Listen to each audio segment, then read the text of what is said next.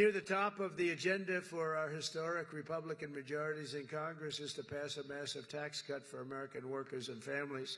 Last year, we campaigned across the country on a pledge that I'm sure most of you didn't hear too much about, pledge to take the Trump tax cuts and make them permanent, and that's exactly what we're doing.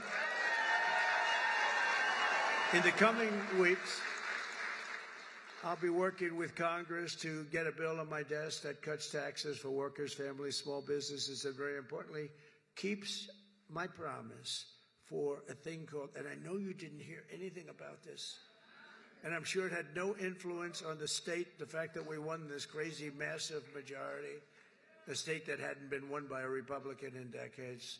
But I'm sure you haven't heard, but we're going to get it for you. No tax on tips. No tax on tips.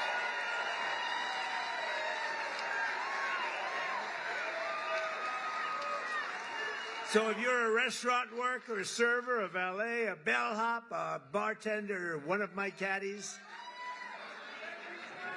I go through caddies like candy. If I play badly, I always blame my caddy. Or any other worker who relies on tipped income, your tips will be 100% yours. Won't that be nice?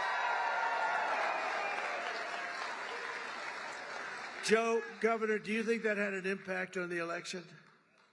You do? Like what, a half a point?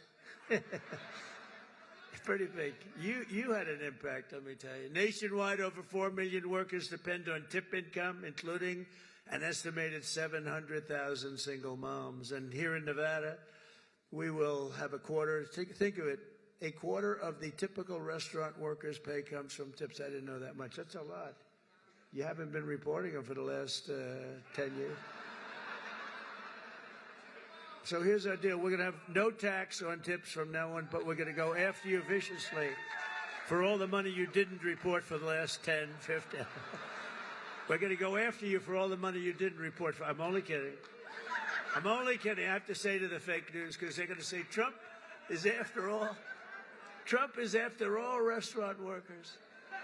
Many of these workers are some of the very citizens who were hit hard and very hard by the ravages of the Biden economy, which was inflation. When I think of Biden, I think of incompetence and inflation. Not being nice by saying. I'm being nice when I say that. Yet even in the midst of the suffering he created, Joe Biden launched a cruel campaign to extract more money from tip workers, and that's what happened.